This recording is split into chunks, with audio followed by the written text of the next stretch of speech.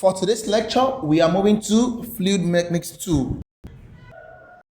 And here we want to look into the equilibrium of bodies in a fluid, the concept of density and upthrust. Now consider the diagram below. Suppose inside this container we have water or a liquid. If a rigid body is placed inside this water, there are three possibilities. And the first possibility is that the body will sink. The second possibility is that the body will sink with some fraction inside, some fraction outside. And the third possibility is that the body will not enter the water at all. Even if this body is forced to enter the water, is pushed inside, then there will be a kind of force that will push it outward. For the first case, it means the resultant force is downward. For the second case, it means the upward force and the downward force balances each other. The third case, it means the resultant force is upward. Now, what are the forces acting on each body? For this body is going to have a weight which acts downward.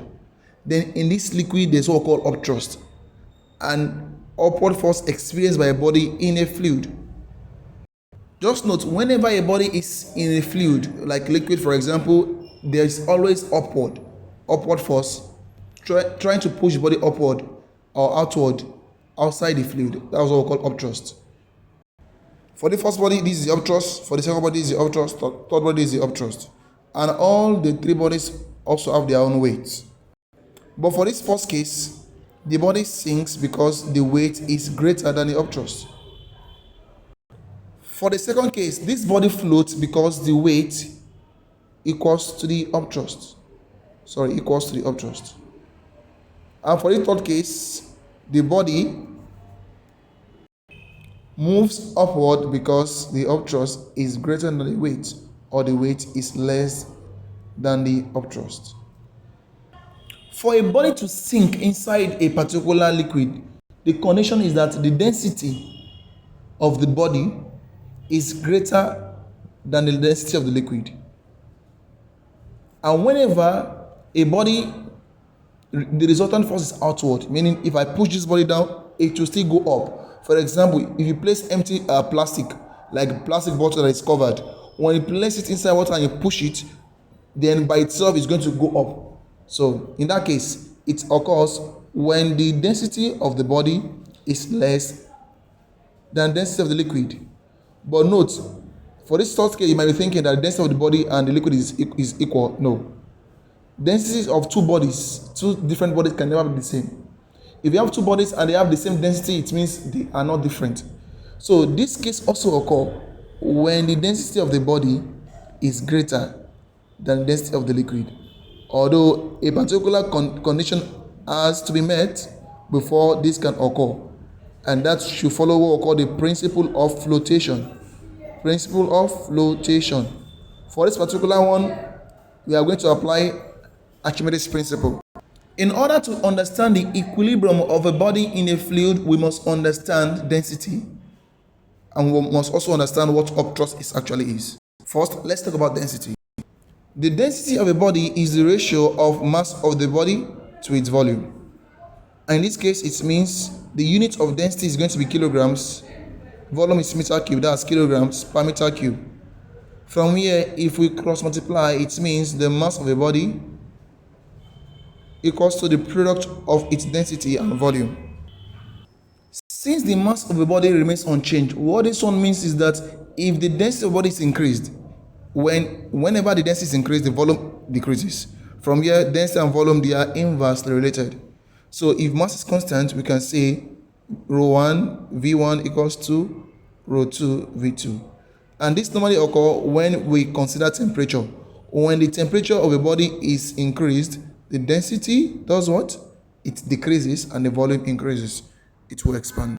Now, let us recall that the weight W of a body, is a product of the mass of the body and acceleration due to gravity. So from here we can say the weight of a body equals to, what is mass? Mass is rho V, so that rho V.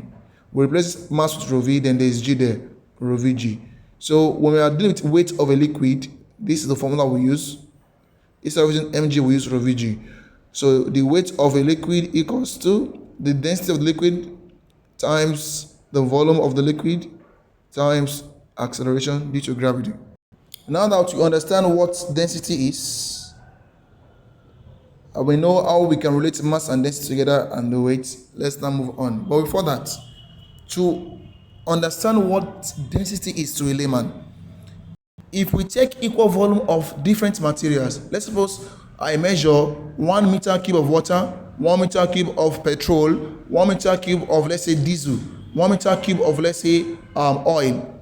So the one with highest number of mass has the highest density. So 1 meter cube of a molten iron will have a density of about 1,500, if I'm not mistaken. 1 meter cube of water should have a density of about, let's say, 1,000 kilogram.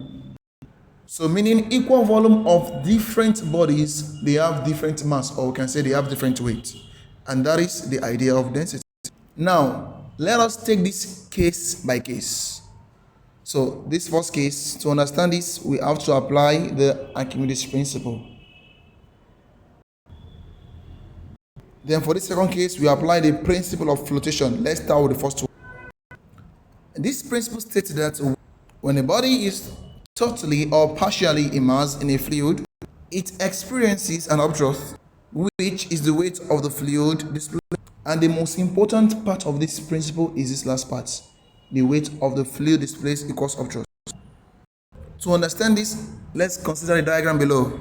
Let's suppose this is a measuring cylinder filled with a certain liquid of a certain density here. So we already know the volume of water in this liquid at this level. So let's consider this body of mass M, this certain body of mass M.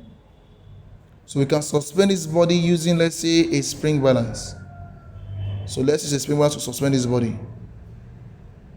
By the time we immerse this body inside this liquid, we notice that this level will go up. Before this body is immersed there, this is the level. But as soon as this body is immersed there, the level of water rises.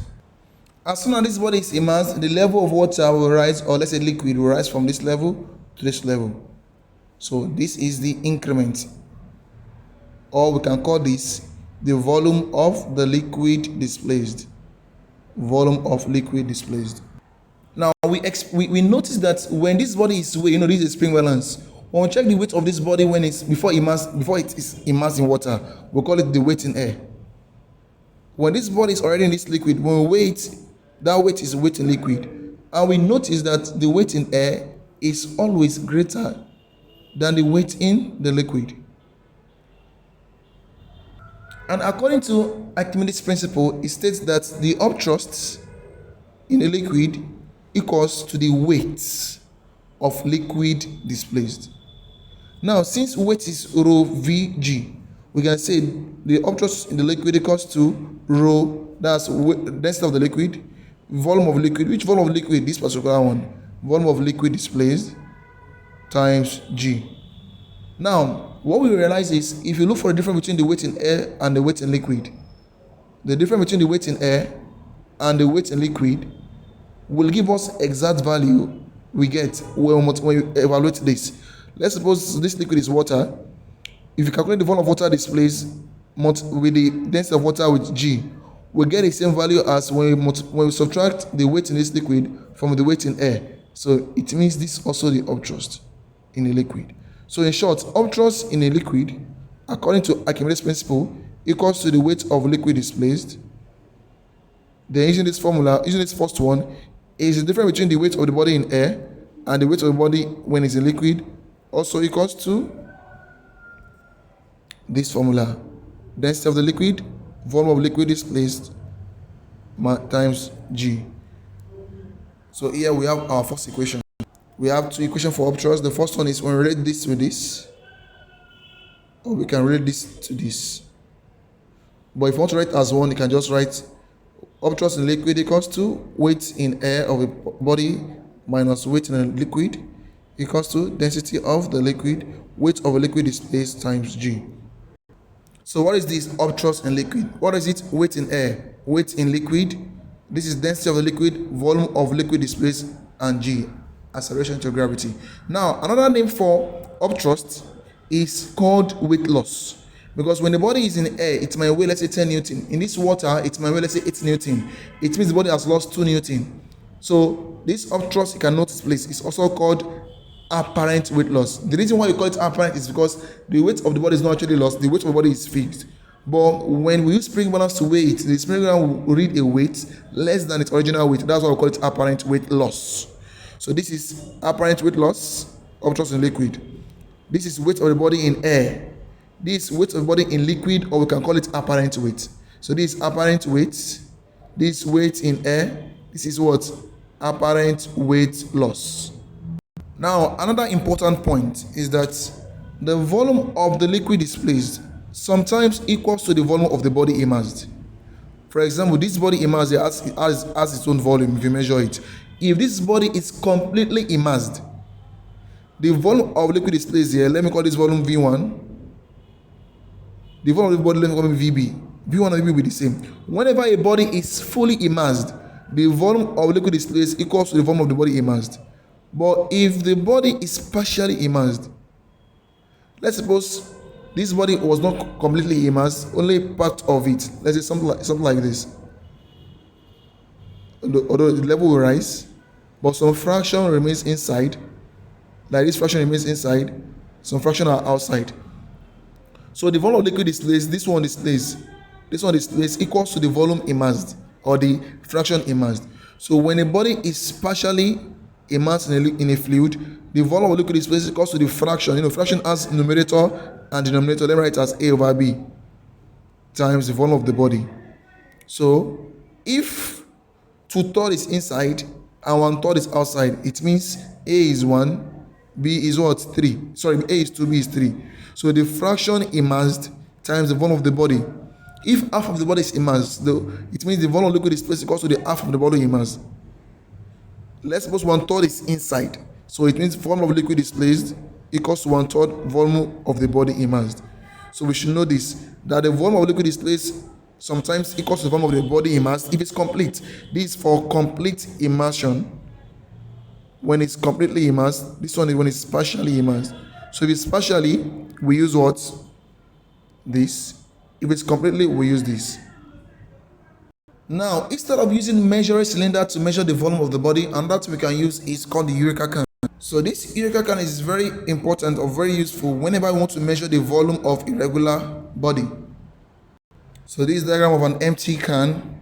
So what happens is this can is going to be filled with water to this level. This level is open.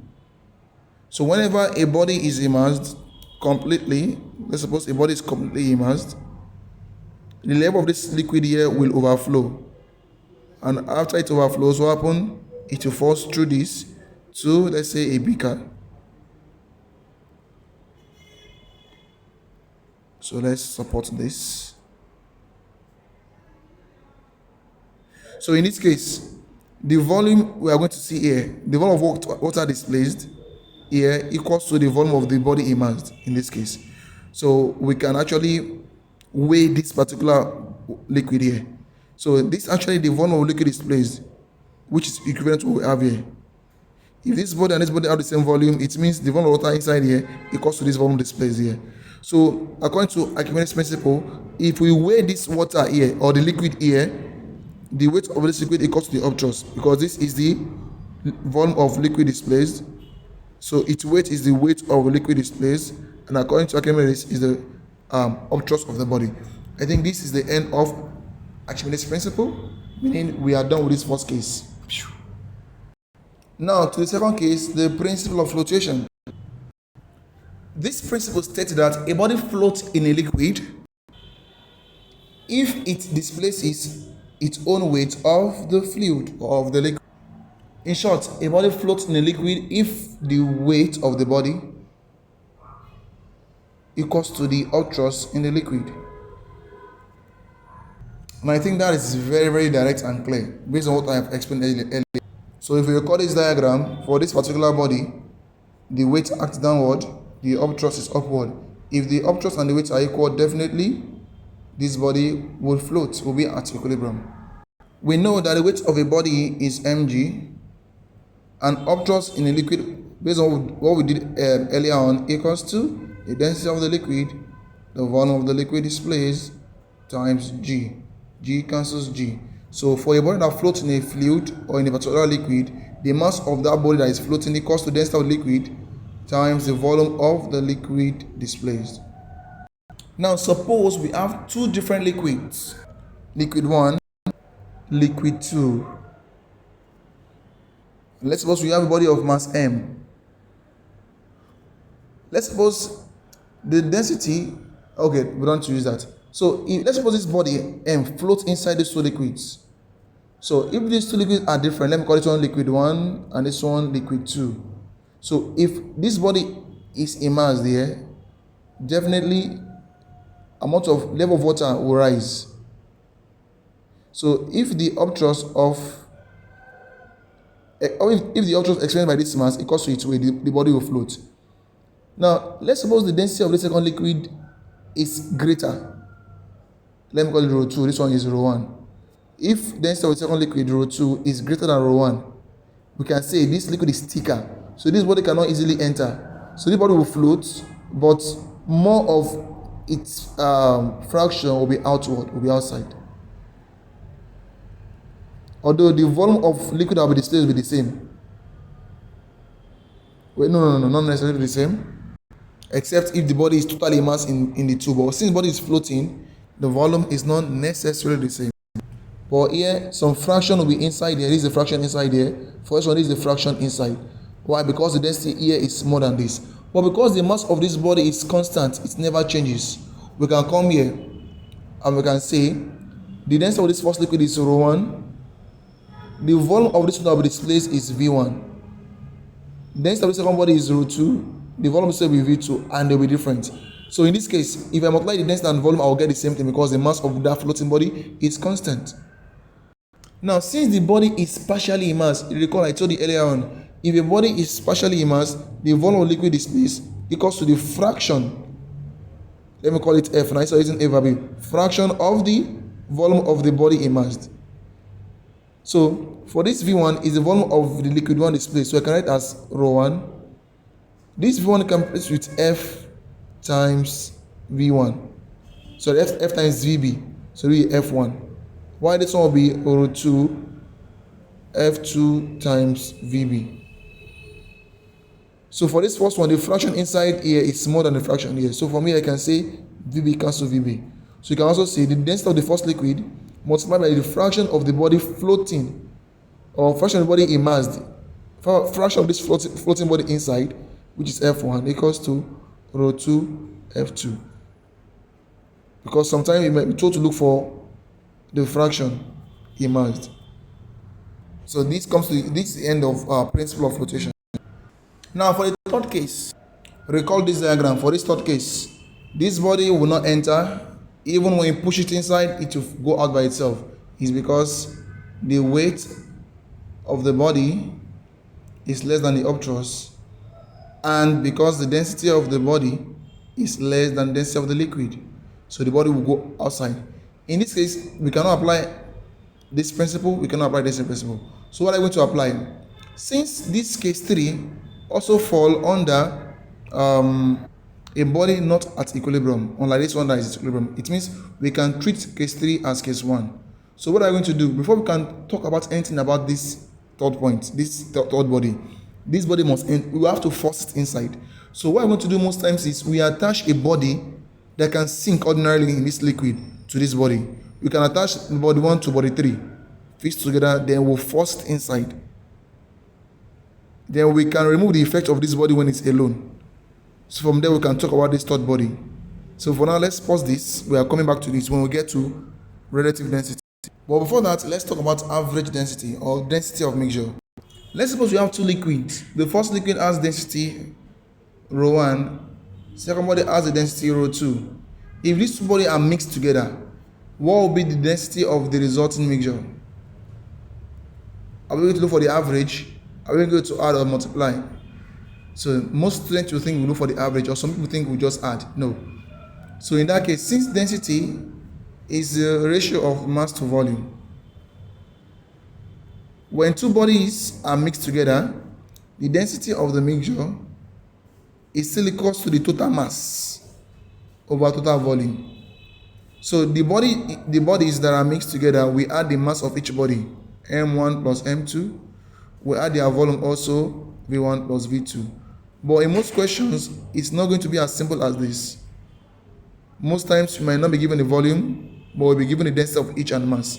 So we know that M1, since mass is rho V, so M1 is rho 1 V1, and M2 is rho 2 V2. So from here, we can solve any question relating to density of mixtures. The last thing we need to talk about is specific gravity or relative density. Specific gravity, relative density, they mean same thing, they are the same, but we can look into them in a different approach. Now, what is specific gravity? From the word gravity, when you hear gravity, what comes to your mind is the weight of a body. When you hear the word specific, it means we are picking a certain value. Now, the question is, what is specific gravity? So, since you are specific, what are we specifying? Water. That's just water. Water is a universal solvent. So, what is specific gravity? We are comparing the weight of all the substances we have on Earth with the weight of water. But in this case, we are taking a specific volume. So, what this one means is, if I take 1 meter cube of water, 1 meter cube of kerosene, 1 meter cube of air, 1 meter cube of iron, 1 meter cube of any material, how many times is 1 meter cube of a particular material heavier than that of water? So specific gravity is the number of times, is a number, 1, 2, 1.5, is the number of times a specific, or we can say a specific volume, or it's the number of times 1 meter cube of a substance is heavier than 1 meter cube of water. Or we say is the number of times a particular volume or a specific volume of material, of a particular material, is heavier than the same volume of water. So we can say specific gravity or relative density equals to weight of that substance. Let me call it WS, weight of substance divided by weight of equal volume of water. The condition is the volume of the substance and the volume of water must be the same. So let's suppose 1 meter cube of water weighs 1,000 kilogram, and 1 meter cube of, let's say, steel weighs 1,500 kilograms. So the specific gravity of steel is actually 1.5, meaning we are going to divide 1,005 by 1,000. So 0,000 cancel, now be 1.5. So it means SG, or relative density of steel, is 1.5. So this is the generalized formula. Or we can still write that relative density or specific gravity equals to, we know weight to be mg. You can say mg over mg. In this case, mass of substance, mass of water. As far as the volume of substance equals the volume of water, g cancel g. So we can say relative density equals to mass of a substance over mass of equal volume of water. Another definition for relative density. Now recall, we said mass equals to rho v. From here we can say rho equals to m over v. No, this doesn't even need, we don't need this. Now let's come back here and write our RD to be. Instead of writing ms, I can replace m with rho v. So you can say rho v over rho v. This one is for rho s vs, rho w vw. So since the condition is that the volume of substance equals volume of water, this cancels this. So here we are left with this. Relative density of a substance equals to density of that substance over density of water. We've already cancelled the volume, equal volume here, so we don't need to write it here again. So in this case, what happens? We have another definition for relative density. Density of substance over density of water, mass of substance over mass of equal volume of water, weight of substance over weight of what? Equal volume of water. And note, the density of water in gram per cm cube is 1 gram per cm cube, meaning 1 cm cube of water weighs only 1 gram. Although in kilogram per meter cube, it is 1,000 kilogram per meter cube. And this is even useful. This relationship is useful whenever I want to convert density from kilogram per meter cube to gram per cm cube, or vice versa. Now the next question is, how do we measure relative density of different materials depending on what we have, depending on what we can measure? We have about 4 cases here. Let's take them one by one, and that'll be the end of the lecture. Question is, why is it important for us to learn how to get relative density of a substance? It is because by calculation we can get RD, and if we know RD, we can know the density of a substance. Anytime we know the density, the relative density of a substance, we can get the density of a substance because the density of water is already known. In fact, the RD of a substance equals to its density, because this rho W is just 1. But in this case, if we are given, let's suppose we are given the RD, relative density of a particular body substance or a body that we don't know, is given to be 1.8. It implies that the density of the body is actually 1.8 gram per cm cube. But if we wanted to put in SI units, multiply by 1000 according to this relationship, and that will be 1800 kilogram per meter cube. So if we know the relative density, we already know the density of the body, both in gram per cm cube or kilogram per meter cube. Relative density has no units. Why? Because we are dividing parameters of equal units. This is density, so the units cancel, mass cancel, weight cancel. So anything relative has no units. So let's go back to measurement of RD for different cases. The first case we are going to look into is the relative density of a solid denser than water. In this case, we are going to use the Archimedes principle. How do we go about this? Now let's get water first. So here we have water. So let's suppose we have the body of mass M whose RD we want to measure. So what we're going to do is we will need a spring balance. Yes, spring balance. So using this spring balance, we attach this mass to the spring balance. Then we'll read the weight of this body. That's the weight of the body in air. Then we immerse this body inside this liquid or this water. Volume of water will rise. So in this case, the spring balance is going to read the weight of this body in the liquid. So now we know we can get the weight in air and weight in liquid. So what can we use? We can use this first formula here. That relative density, because we are using Archimedes principle, equals to weight of a substance over weight of water. But in this case, weight of equal volume of water. Now look at this. This body has a volume. And when this body is immersed here, since it's completely immersed, the volume of water displaced here must be equal to the volume of the body. So it means the volume of this water and the volume of this body, they are the same. So it means we are going to take the weight. So the weight of water in this case will be the weight of this, because this is actually the weight of equal volume of water. So, and this is actually the weight of water displaced. So we can say RD of this solid equals to the weight of the solid, the original weight in air, over weight of water displaced, because that's same thing as weight of equal volume of water. So weight of water displaced. And what is weight of liquid displaced? Weight in air. Weight of liquid displaced is called Upthrust.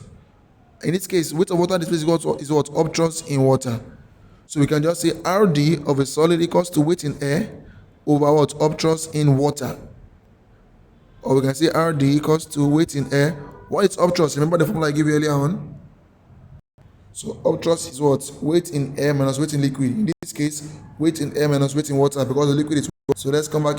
So we are going to write over weight in air minus weight in water. So if we want to get the RD of a solid using Archimedes principle, we need two things. We always need water, and we need a spring balance. So we are only going to read the weight in air and weight when it's in water. So this is the formula. Case 1. Let's move to case 2. RD of solids less dense than water. Now in this case, we are going to have a little problem. This is because if we want to use the initial method we use, the body must enter inside the water. Let's say this is water. And this is the body of mass M, whose RD you want to get. We still want to use the spring balance method. We have our spring balance. We attach the mass to it. But in this case, since the body is less dense, remember what I taught you the first time we begin the lecture. If a body is less denser than a particular liquid, it's not going to sink. It will remain outside. When you push inside, it goes out back. So in this case, since this body cannot enter this water, we need an extra body. Let's say this is a body that is much denser than water. So this body is called a sinker. So what will happen is this sinker is going to be attached to this mass, and together they will be lowered inside this water. So we can still use the initial formula we use for the solid that are denser. That's weight in air over weight in air minus weight in water. Note, we can also replace this with mass. Since weight is mg, g is common. So we can also say the mass of the substance in air over mass of the substance in air minus mass of the substance in water. But the problem is there is no how we can look for the mass of this body alone in water. So what are we going to do? So this mass, we are going to attach it to this sinker. So when we lower it here, we are going to know the mass of the substance together with the sinker in water. Then we put the sinker alone inside water. Then we know the mass of the sinker inside water. This S stands for sinker. So by the time we remove the mass of the sinker in water from this one, from this combination, we will get the what? Mass of the body alone in water. So in that case, we can say the relative density of this body that floats equals to the mass of that body in air. Example of this is if you have wood, or let's say plastic. So the mass in air over mass in air minus, there is no how we can directly get the mass in water, so we use this mass of the sinker and the substance together in water, sinker and the substance, let me call it B, and the body, minus mass of the sinker. So to get the relative density of a body less dense than water, we are going to be given three things. What that body weighs ordinarily in air, which is this. What that body weighs when it's attached to a sinker, which is this. And what the sinker alone weighs in water. So with this, we can get the RD. We are almost done. Next one is RD of liquid. Note, for all the cases we've treated so far, case 1, 2, 3, we are applying Archimedes principle directly. Now, let's suppose we have a liquid in this container and we have water in this container. So this is the liquid. This water. Recall in general that relative density RD is weight of substance, in this case liquid, weight of liquid, over weight of what? Equal volume of water. Now suppose I have a body of mass m of a known mass whose weight can be measured when it's in air. If this body is lowered completely inside this liquid, volume of liquid will rise. If this same body is lowered inside water, volume of water will rise. And certainly the volume of this liquid displaced and the volume of water displaced, they are the same. They are because we immerse same body there. So in this case, this what we have here is weight of liquid. If you weigh this thing, if you weigh it, that will be weight of liquid displaced. If you weigh this one too, that's weight of water displaced. And in our previous lesson, weight of liquid displaced is called what? Upthrust of the liquid. This one, upthrust of water. So finish. So relative density of liquid is what? Upthrust in the liquid over upthrust in water. And what is upthrust? Weight in air minus weight in liquid. What about this one? Weight in air minus weight in water. That is for RD of liquids if we have a body of known weights. So in this case, we are also going to need spring balance to read this weight. So far, all the three cases, case 1, 2, 3, we are using water, spring balance, water, spring balance. In this case, the liquid involved, we are going to need it also. Now, case 4 is using relative density bottle,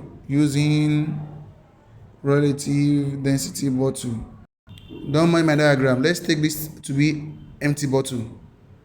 So let's suppose these three bottles are identical, or we can even use only one of it.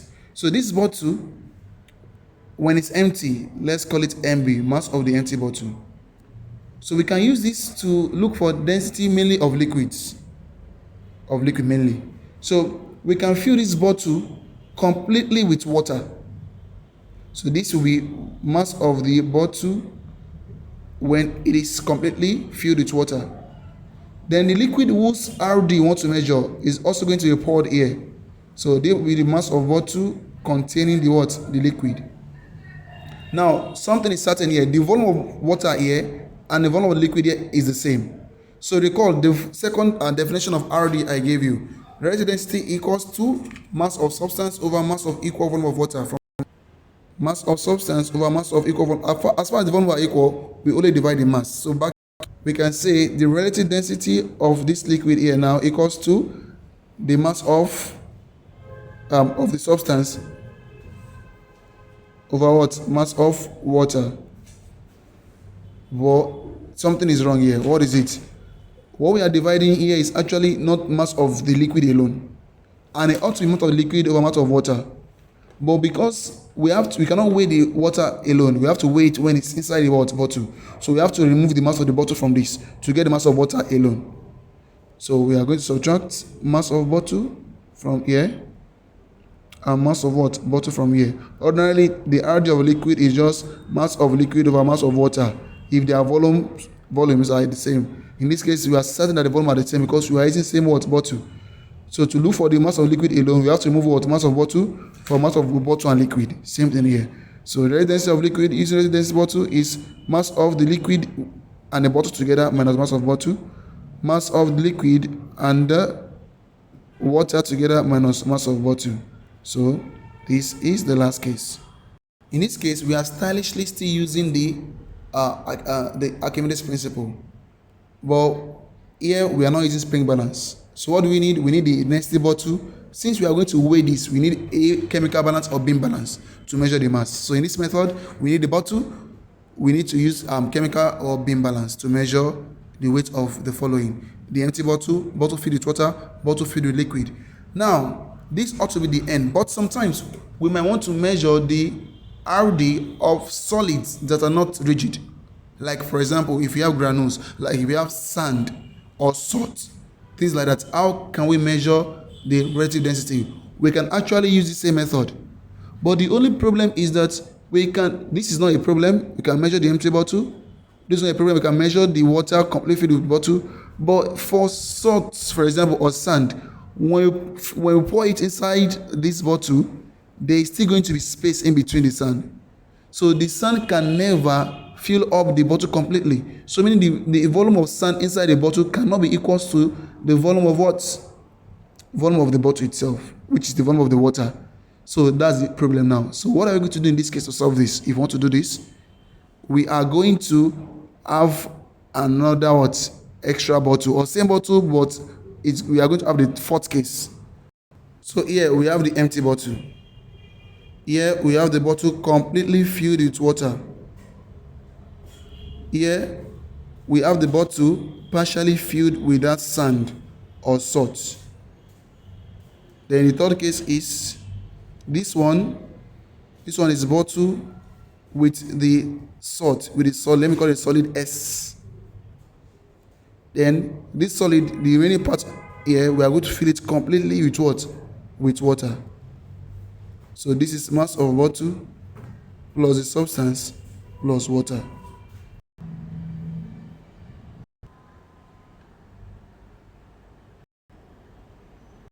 Now, with this extra case, we are still going to apply same thing here. The RD of this substance now, of this tiny solid particle like sand or salt, is the mass of the salt alone over mass of water alone, but they must have equal volume. But in this case, so mass of the salt alone, this is the correct one.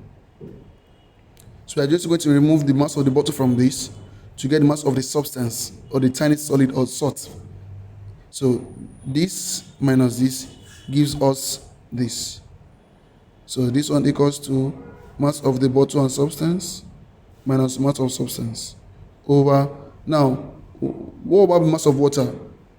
We can, if we subtract this with this, we are getting the mass of water. But in this case, we are taking the entire volume of water. But the volume of water we need is not the whole. It's the volume of water that will be equivalent to this volume. So we are going to do some kind of mathematics here to be able to get the mass of equal volume of water. That is the volume of water we are going to consider must equal to the volume of this substance here. How can we get this is the problem. By the time we are able to figure this out, we can get this and we are done with this. And the last problem is sometimes the particular substance like salt can be soluble, or the water may dissolve that particular substance. If water can dissolve that substance, in that case, we are not going to use water again. We are going to use another liquid that won't be able to dissolve it. And that's like case 6. But mainly in your exams, WAEC, JAM, Everything normally stop at case 4. This case 5 and case 6, they are very rare. So we come to the end of the topic.